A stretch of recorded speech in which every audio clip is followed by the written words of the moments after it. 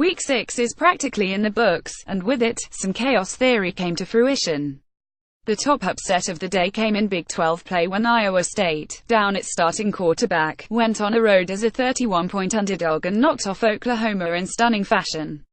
There was also a road upset in the Big Ten with Michigan State holding off Michigan in a monsoon that shook up the Big Ten East standings, and with a bounce-back performance of the WIC, LSU went into the Swamp and beat Florida in an ugly 17-16 boxing match.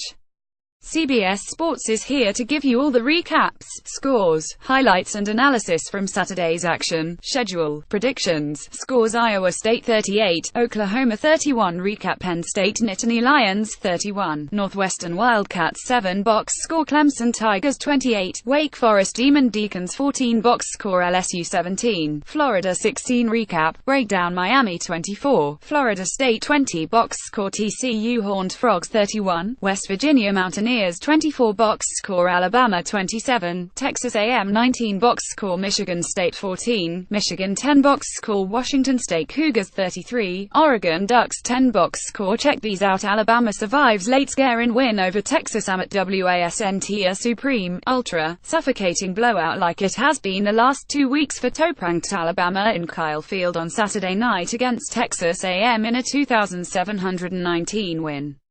In fact, it got a little sketchy late.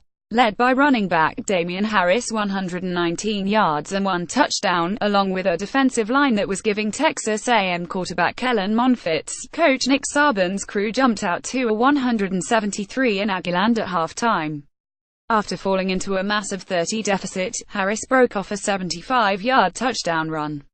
All told, Texas A&M led for a total of 13 seconds. Hey, that's about 13 more than expected, right? But Texas A&M didn't give up. Mon found Christian Kirk late in the third quarter. 12th man Cullen Gillespie blocked a J.K. Scott punt through the back of the end zone, and the Aggies had life at 2,412 early in the fourth quarter. But Alabama bled the clock on a 10-play drive that culminated with a field goal, leaving time for Texas A&M for one long touchdown drive and then a desperation onside kick with 17 seconds left that failed. This is actually the perfect game for Saban. His squad didn't bring its A-game. It was B- at best and was the first true test since the season-opening win over Florida State. That'll give Saban plenty of motivational material heading into the Arkansas Razorbacks game at home next week.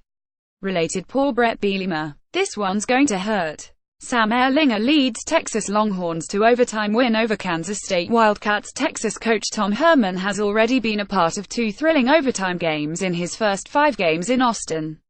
Though Texas lost its first overtime game against Southern California Trojans, it came out on the right side in a 4,034 victory against Kansas State. Quarterback Sam Ehlinger, again starting in place of the injured Shane Buechele, was 30 of 50 for 380 yards and 2 touchdown passes. He also showed tremendous toughness with one of the most brutal truck stick plays of the day. At this point, it's fair to wonder if this is his team now. Michigan State knocks off Michigan in the rain. Little brother did it again. For the 4th time in 5 years, Michigan State beat Michigan on Saturday night, this time with a 14-10 victory in a relentless downpour. The only thing falling from the sky more frequently than the raindrops were Michigan turnovers, as the Wolverines coughed up the ball 5 times on the night. John O'Korn had 3 interceptions of his own, and there were 2 Michigan fumbles. Michigan State only managed 14 points and 252 yards of offense, but that's all it needed, and thanks to Michigan's mistakes, Miami finally ends its losing streak against Florida State. Miami beat Florida State for the first time since 2009, and did so in exciting fashion. The first 55 minutes of the game featured 2 touchdowns. The final 5 had 3. First, Miami scored to take a 17-13 lead with 509 to play, and Florida State responded with a 9-play, 75-yard drive to take a 2017 lead with 124 left to play. That's when Malik Rosier and Miami went to work, and the Canes weren't trying to get a field goal attempt. Everybody in this rivalry has seen how that movie ends. So, in the final seconds, Rosier found Darrell Langham for a 23-yard touchdown with 6 seconds left in the game. It was Rozier's 3rd passing touchdown of the day, and it was the one that ended Miami's 7-game losing streak to its rival to the north. TCU holds off West Virginia 3,124 with Oklahoma losing to Iowa State earlier in the day. TCU had a chance to make a big move in the Big 12, and it did just that against West Virginia. The Horned Frogs beat the Mountaineers 3,124. The Frogs blew a 173 lead in the second half but were able to hold off the Mountaineers thanks to Kenny Hill. First, the TCU quarterback caught a screen pass and went 48 yards to the house, and then he scored on a 3-yard run with 253 to play to give TCU the last touchdown it would need.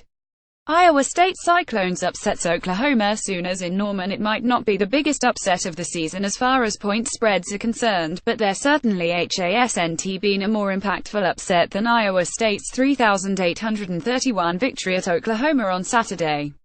The Cyclones ended an 18-game losing streak to the Sooners and did so without their starting quarterback. The Cyclones trailed 2,410 in the second quarter, but scored on their final 5 possessions of the game. Georgia Bulldogs runs all over Vanderbilt Commodores. The Georgia Bulldogs are yet to stumble in 2017, picking up an easy 4,514 victory against Vanderbilt on Saturday. As the score suggests, the Dogs dominated the day, barely breaking a sweat on their way to a win. The Bulldogs rushed for 423 yards as a team, as Sony Michel 150 yards, a touchdown, and Nick Chubb 138 yards, 2 touchdowns. Didn't find much resistance. As a result, Georgia's already bowl eligible in early October.